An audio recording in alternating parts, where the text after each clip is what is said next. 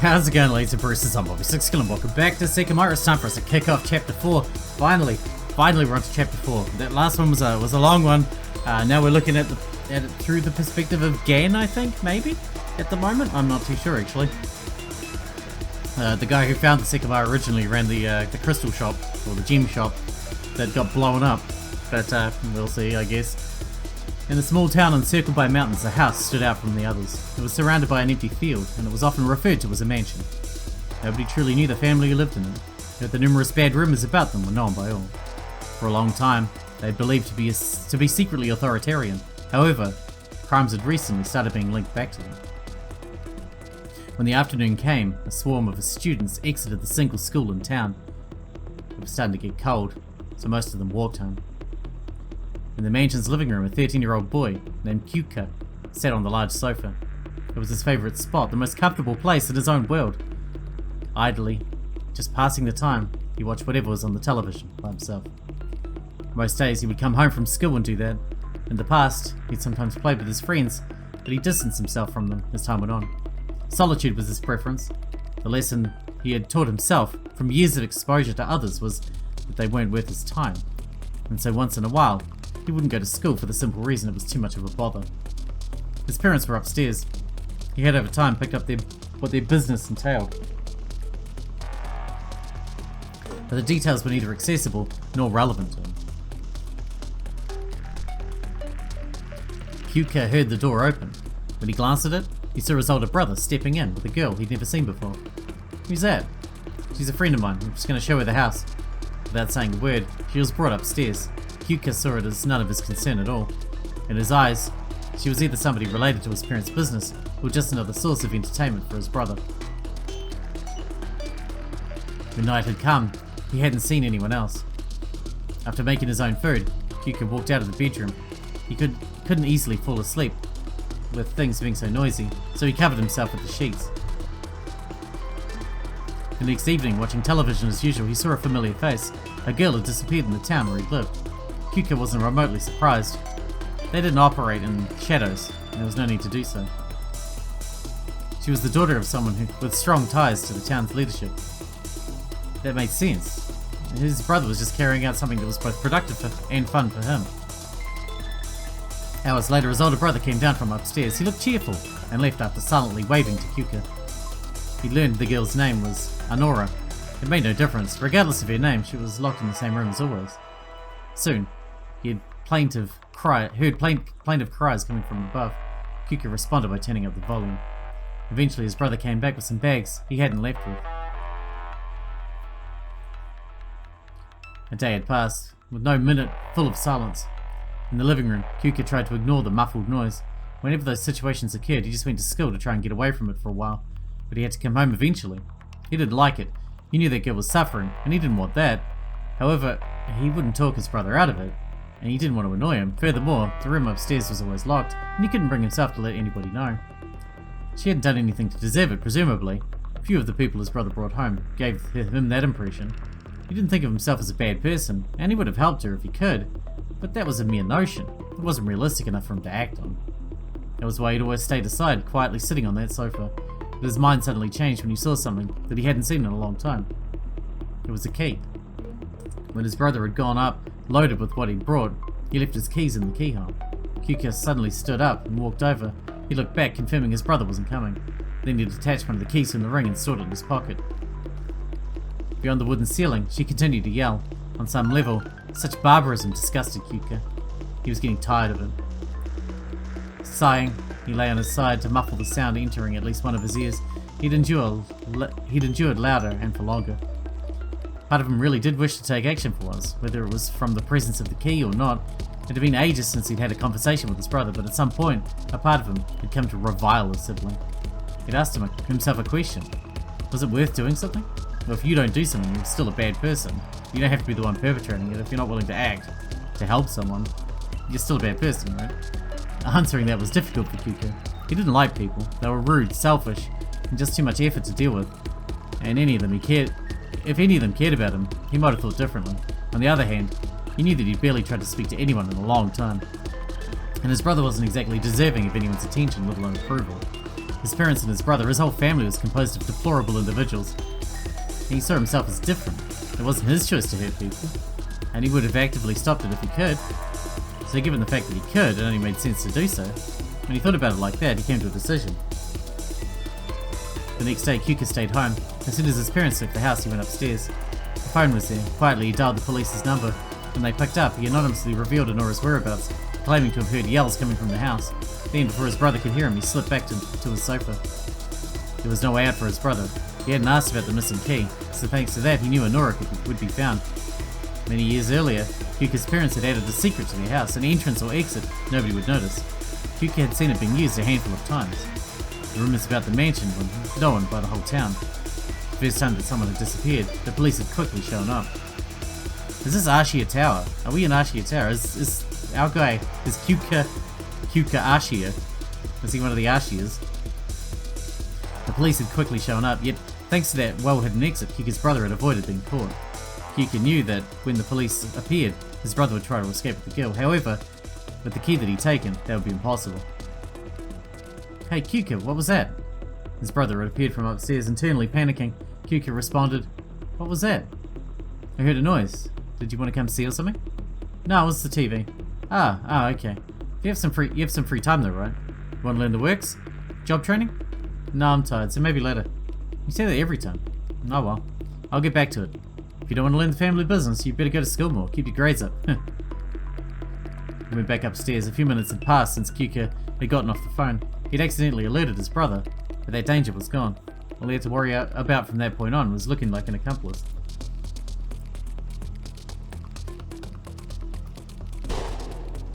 Barely seconds after his brother had gone back to the room, a sharp sound came from it. No more yelling, no more anything, it was silent. A horrible feeling like being submerged in icy water overtook Curator. His brother had a gun, he knew that. What he didn't know was why he would just shoot the girl.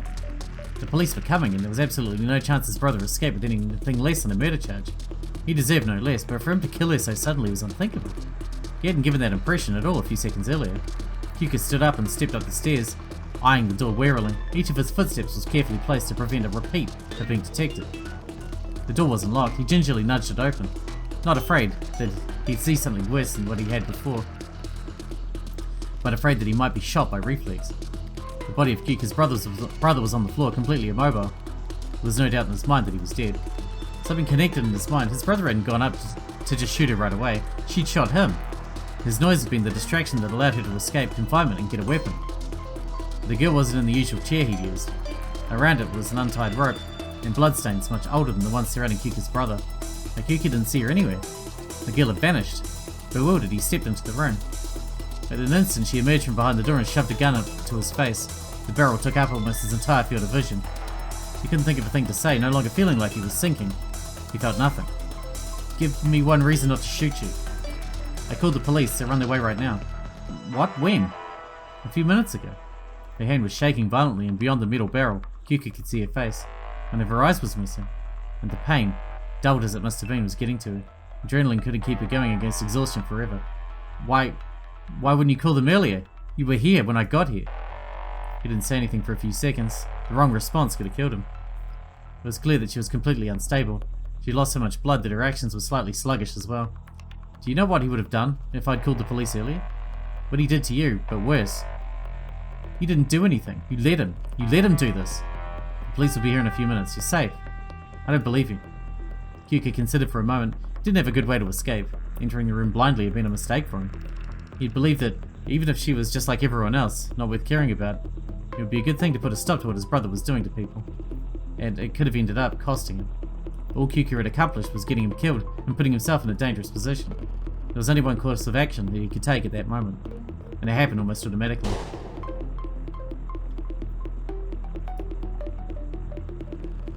After repeatedly knocking, the police forced the door open. Drawn by the smell of blood and gunpowder, they immediately located the room where two corpses lay. A man and the kidnapped girl were on the floor. Immediately, the entire mansion was secured, but nobody else was found. The next day, the news was published. Honora, the girl who disappeared, had been found dead, high on a mountain. One of her eyes had been gouged out, while the other had a bullet through it. A bewildered Curator read that article. That day, he came back home and realized that his parents were there. As usual, he had no idea what they would say. Before they saw him, His parents looked terribly sad, however when they appeared, relief spread through them. His parents didn't talk about what had happened. While he found it strange, Kyuka couldn't bring himself to utter a word about it either.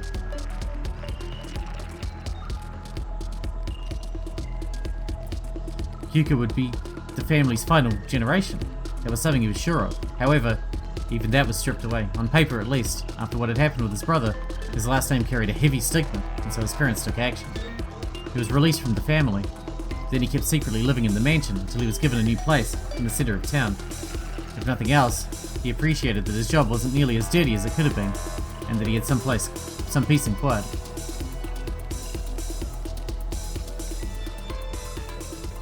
And that person is, let me guess, Curator. Maybe. Just a guess. We'll see. The lights turned on in the tower.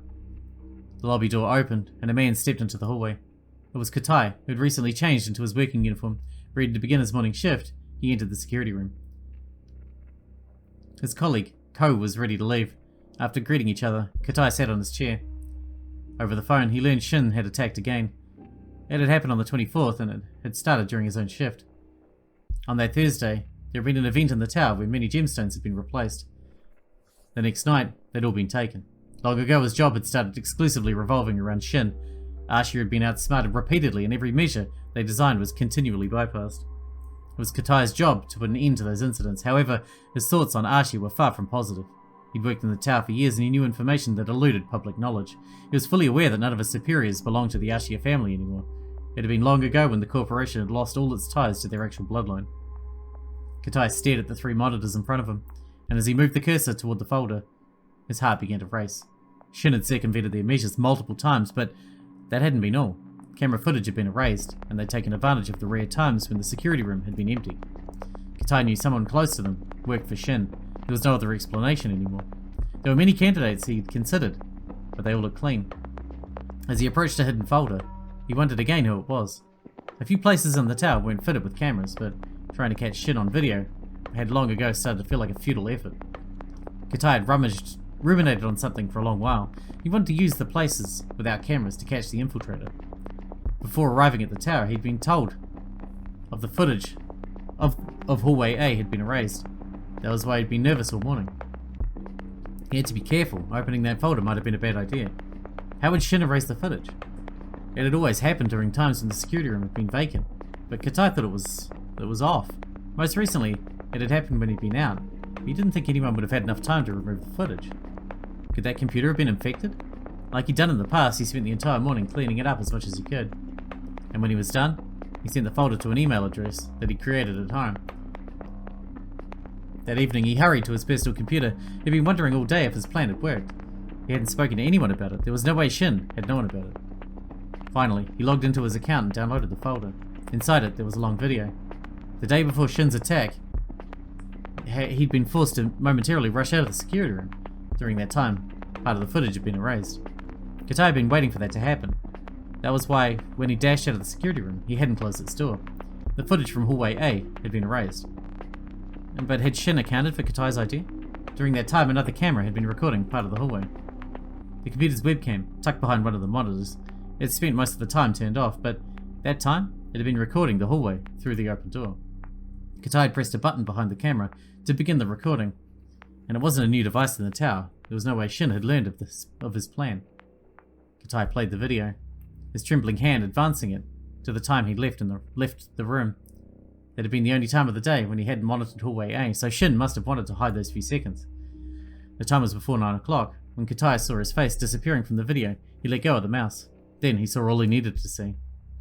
Through hallway A, someone he knew passed by. They were pushing a cleaning cart. That was what Shin had wanted to hide. Finally, he knew the identity of the infiltrator. Ito, the janitor.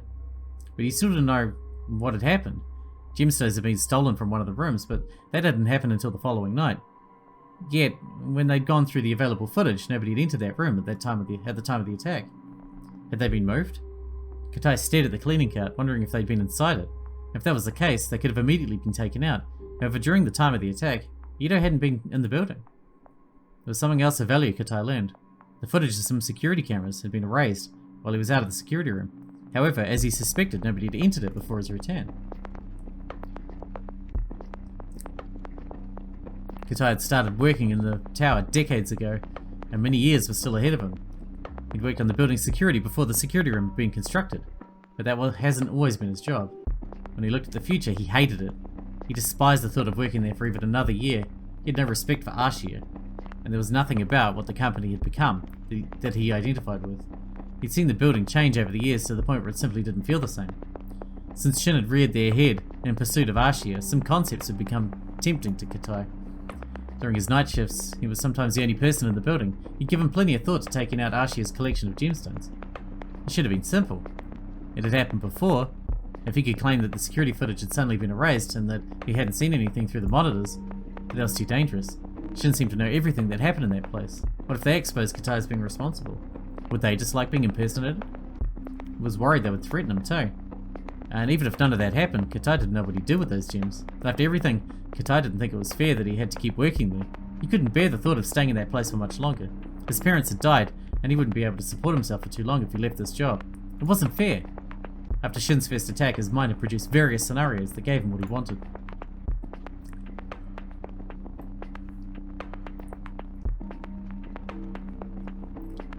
When the morning came, Curator had slept very little. He wanted to find a Shin member for so long, and he was confident he finally had. Months ago he'd come up with a tempting plan, however it was fairly large scale, so he'd been hesitant to set it into motion. He left his house earlier than usual. On the way he called Lei. She was the only person he'd always been confident wasn't a part of Shin, as she wanted to catch them more than anyone else. Curator, what do you want? I'd like to talk to you later. It might not be a good idea to do it in the tower, so if I can meet you outside before my shift starts, that'd be great. Is it important? Yes. I understand. I'll be there as soon as I can. Thank you. Outside the tower's entrance, Curator and Lei met. Furtively, they stepped inside. What is it? I've had this idea for some time. If we're ever going to do something like this, now's the time. After hearing that, Lei frowned. Meanwhile, Curator thought the best way to phrase what he'd wanted to say for months. It's evident Shin has a way to be in the tower without being seen. Even when we're prepared, I believe we have to stop trying to see them while they're attacking. When we added locks to the cabinets, they were able to unlock them, and even broke some of them. It was a while ago, but remember what we thought? We removed those locks to prevent future damage, and because that would incite Shin to easily come back, so we'd be able to catch them. We added an alarm to be alerted that the cabinets were open, but it didn't go off when they attacked. At this point, I find it impossible to believe they can't externally access the computer. I've looked into it many times, but that has to be true. Disconnected from the internet. I don't know why you would have a security computer connected to the internet in the first place. Do you think we should change out the computer entirely? No, access to our computer can't be all they have. If we change it, they'll immediately know that they lost that information, which could be bad. We'll also not be able to protect the new computer at all times. I have an idea. If I develop the mechanism behind a new alarm at home, it's possible they won't be able to bypass it. I think this is what we should do, so that they don't think we're suspicious of anything involved in our computer setup. Once I set up the software for this at home, I'll bring it to the tower's computer. If I do it well, it's unlikely they'll notice. I see. I think that's worth doing. Me too, but we have to be smart. If this works, we have to catch them. We can't screw this up. If they really activate the alarm, they might still have a method of escape. We have to make sure that won't be possible. How? I can build it so when the alarm is activated, any exits will close. As soon as they open a cabinet, they'll be stuck in the tower. I've thought a lot about this. They've attacked during times I was in the security room, so we'll make sure one of us is always there. If the mechanism also locks the door, we will trap the attacker. You think this could work? It must. They've always attacked during the night, so I'm confident it will go smoothly. For the first time in what seemed like forever, Lei thought that one of Curator's ideas had real promise. How would the exits be locked though? That's what I can't handle. If I use the old system, I can have the mechanism ready for tomorrow. And the installation would have to be done during the night though, when no one else is here. It'll be independent of the computer, so Shin shouldn't learn about it. I believe it's possible they're receiving the camera's feed. The lobby isn't recorded, so they won't see it. What about the windows? Shouldn't they be shut as well? You're right, that would be seen. I would like to disable the camera system because they can learn something is being done. Nothing happens on the higher floors during the night. I can modify the system from home as well to disable those cameras and loop a still image of the floors, then quickly install the modification on the tower's computer. I doubt Shin will look at the footage, but if they do, they shouldn't notice the cameras were stopped. However, we can't do it like last time. Altering every cabinet to trigger the alarm is something that could easily be noticed. It would take a long time. That's true, but it's what we would have to do. We could draw them into a specific cabinet. Do you remember we obtained the Nomdiad? Nomdiad? It was targeted by Shin immediately. If we procured something of that caliber, Shin would be able to resist a repeat. That would be the cabinet we need to alter. And since it won't be one currently displayed, we can modify it before they know it exists. Lei nodded thoughtfully. Katai's plan could definitely work. I see. I'll try to find a good fit for that. Perfect. We should hurry up before they attack again. If I'm not mistaken, the event for the 15th of the next month was hindered. It was going to be a guided tour to cover the last wave of gems, but that can't be done anymore. That's right, it's cancelled as of now. When you find a suitable gemstone, announce it'll be shown on that Thursday. This way, if Shin doesn't attack beforehand, we'll still solve that problem. That's a very good idea, I'll do that. Katai nodded slowly. That was what he needed most. The 15th was a Thursday, and also the middle point of the month. That meant that it was the day his work shift would change. In the first half of the month, Katai worked during the night, and the second half, he worked during the morning. Up until the 15th, he'd be in the tower all night, ready for Shin's attack. However, he'd also learned Shin made daylight moves, so if the attack didn't happen before the 15th, Katai would be present during the event. I'll do my best to find something appropriate. Then, we'll put it in a prepared cabinet, and we'll enable the system on the tower's computer. Yeah. Why don't we do it differently? Why not make it so that opening the cabinet locks the room it's in, as opposed to the entire building? No, that could go wrong. Altering the doors is much more likely to be noticed. And if someone inside the room is quick, they can get out before being trapped. Katai's voice was stern. He couldn't waver in initiating the plan. You think so? I was thinking about a mechanical lock, not a shutter. That wouldn't work. They could keep the door open and put a hard object in between it and the wall to prevent it from locking. I'm aware this idea is more complex, but we can't take the risk. Alright, we'll talk about it further. I'll let Ko know about this when he leaves. And I'll speak to Wiz. Is that fine? Katai nodded after a pause. Ko and Wiz were the first people he'd personally investigated, as they shared his job. He couldn't be completely certain, but he really didn't think they were part of Shin. Katai's shift was about to start, so he bowed and stepped into the tower. As he walked to the security room, he sighed, relieved Lei hadn't put more pressure on him. That would have prevented what he had in mind. It was something only he could do, and it was thanks to a key that had once saved him. The key to the secret door that he had, that he pretended he didn't know about, but we knew he had.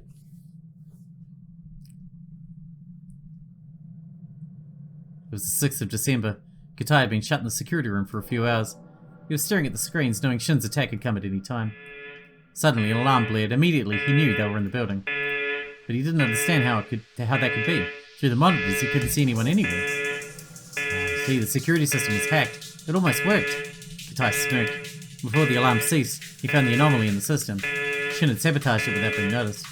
When Katai fixed the problem, all the screens updated, and through one, he saw a man in the event room. He looked disconcerted, desperately glancing around him. Katai moved to the microphone close to his mouth and turned it on. When he spoke, his voice played everywhere in the building. We knew you would come. The gemstone in front of you was all we needed to draw you here. The man looked up, trying to find the source of the audio. Because his face was covered, Katai couldn't tell who he was. Unfortunately, he'd been trapped. He won't be able to leave this building. When he heard that, the man ran to the lobby. He disappeared from Katai's sight, but he soon reappeared, dashing toward the staircase. It's futile. The way to the second floor is locked and the elevator has been disabled. The man ignored Katai's voice and took out a key. Oh, Shin even has that key. I'm impressed. With it, he unlocked the door, protecting the next floor. However, when he saw the windows, he slowed down, unable to accept it. It's useless. All the windows have been sealed. You cannot escape. The man didn't give up. Instead, he turned around and ran toward where Katai was. He arrived at the security room, slamming into the door behind Katai. The door is perfectly shut. He will not open it. Finally, the man seemed to give up. After a few seconds of silence, he stepped back and fell defeatedly to the floor. Now you understand your position. When the alarm played, Ashiya were notified. They will be here in less than 10 minutes. Before that, there's something I want to tell you. Slowly, the man looked up, once again trying to determine where Katai's voice was coming from. It is not possible for me to unlock the exit. For that, Ashiya's input is needed. However, I know of a secret way out. When Katai said that, the man stood back up. Had his hearing failed him? In this building there is a hidden door. I've also hidden the key you will need to unlock it somewhere here. If you don't waste time, you can leave before Ashiya comes. This alarm has never been activated before. I'll tell them that a malfunction set it off, if nobody found when the building is unlocked. They'll believe my word. If you want that, there are 2 conditions you must agree on. You've stolen from us countless times. It is undeniable that Shin must be a wealthy group. For your liberty, you'll provide me with 50 million yen. I believe that is a fair sum. Secondly, you must reveal your identity in front of the cameras. I know you, Shin. I know you a lot more than you think. Ito is the mole. I know where you gather, and I've investigated many of you. Just like I know you, you know me. For that reason, if anything were to happen to me, this recording and all the information I have will immediately be exposed. Do you agree to these conditions? The loud voice faded with static. Before the silence could grow uncomfortable, the man nodded. Then he slowly took off his mask. Brother? When Katai saw his brother's face, he snapped out of his daydream. It was going to work. Lei hadn't suspected him at all. After going over his plan and stepping into the security room, he reassured himself. Katai got home and took something out of his drawer. He finally had a use for it. All staff members were often checked despite their positions, and they had to leave their phones behind before beginning work. That was the reason Katai had set an alarm so early. Before the sun had risen, he was outside the tower. A while later, he showed himself in the lobby to begin his shift. Once hours had passed, he left the security room and walked down the hallway. He entered the storeroom, leaving it shortly after. He'd seen Ito cleaning those hallways countless times. He knew Ito was given multiple keys, which he often had at the front of the cleaning cart. Katai waited for Ito to exit the building. Snow had just stopped falling, and Ashiya always wanted to keep the plaza outside of the tower free of any build-up. That was when Katai walked to the cleaning room. The cart was there. Ito didn't always bring it with him, so he examined it carefully. However, he was surprised to find that what he wanted on one of the shelves was on one of the shelves instead. It was the key he needed. He brought it to the staff room. There, he unlocked Ito's locker. Every day, Ito would change into a white uniform, leaving his normal clothes behind. His coat, which he always wore, was hanging inside. As fast as he could, Katai took out the tiny device he'd retrieved in the storeroom and attached it to the coat's neck, where it would be close to Ito's mouth. When he got back to the security room, he tested it to see if it was working. What he had attached to Ito's clothes was linked to a tiny playback device. He took it out, and when he pressed the record button, a flat line appeared on the screen indicating it was receiving audio feed. The internal space of the device would quickly run out, so he inserted a large SD card in the back. Katai pressed the play button, and a soft static came out of the speaker. Nothing else played, but he knew that nothing was making any sound in the staff room. He couldn't risk leaving the tower with the device, and he had to go to the storeroom only when it was absolutely necessary. When the hallways were empty, he went back to the staff room and left the device in his locker.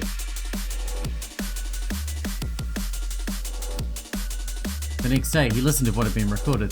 The waveform highlighted the noisy movements, but after minutes of perusing, he realised something of importance was there. After Ito's job had ended, he walked home and hadn't left again until the next morning. From there, all Katai had to do was wait for Lei to do her job. The following day was a Sunday. Even though the tower was closed, Katai still had to work in it. Alone on the crystal floor, Katai skinned the newest audio. Once again, it seemed nothing substantial had been recorded. On Monday the 28th, he stepped into the building. Very few days of his morning shift remained. He listened to what the bug had recorded, and yet again, he hadn't obtained anything valuable. It appeared Ito was always at home. Could he be mistaken? What if Ito wasn't with Shin? Perhaps that wasn't it. Maybe they were too careful, and spying on them like that was never going to work. Katai was hesitant. He didn't have a lot of time, and his will was wavering. That afternoon, he received Lei's call. Hello, I believe we found what we needed. Found a special gemstone. Yes. I just want to see it, and I think it'll fit what we need. Apparently, Gan found it yesterday on Iron. It's white, egg-shaped stone, bright and smooth, that he called the Sekimeiya. Good. Anything should work as long as we advertise it like last time. I finished doing my part, by the way. The alarm system's done? Perfect. We'll have the Sekimeiya on the 30th, so we might want to install the alarm the night before. Yeah. Katai began to get very worried. If Ito wasn't part of the group, he had to know. He wondered if he could do something with the information Lei had just given him. Katai's lone hunt had begun far in the past. He looked into most employees and had conversed with all of them. Although he didn't determine anything at the time, it might have ended up being useful, as Ito wouldn't find it strange if Katai suddenly talked to him. He had to make sure he wasn't mistaken, so he briefly exited the security room and walked to the lobby. Hey, how's it going? Ito turned to Katai and bowed with a jolly expression. Everything's been going good. Thank you for asking. How about you? I don't think I can say the same, unfortunately. You know what happened on the 24th. We're doing our best to catch Shin, but we're as lost as ever. Is that so? I hope you can figure them out soon. Me too, but we're in a bad hurry. The event of the 15th has changed. We're going to pick up a valuable gemstone this Wednesday, and you probably remember what happened last time an event of this caliber was about to be held. We had to catch them before that day. Oh really? I hadn't heard about that. Yeah, it's called the Sekimeiya apparently, and it was found yesterday. We're handling everything with utmost care, but we're worried Shin might attack at any moment. Keep an eye out for me and mention anything you think is suspicious. Oh absolutely, I'm sorry to hear the situation is this bad, but I'll trust you catch them soon. Thank you. I have to go now. Yudo bowed again as Katai walked to the reception desk.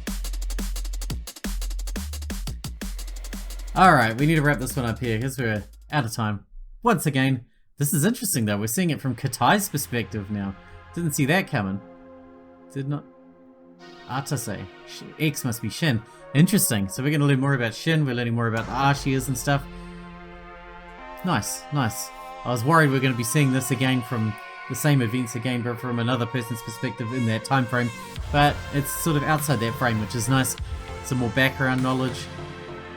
Good. Hope you guys enjoyed it. Thanks for watching. Thanks for hanging out with me, and I'll see you in the next one.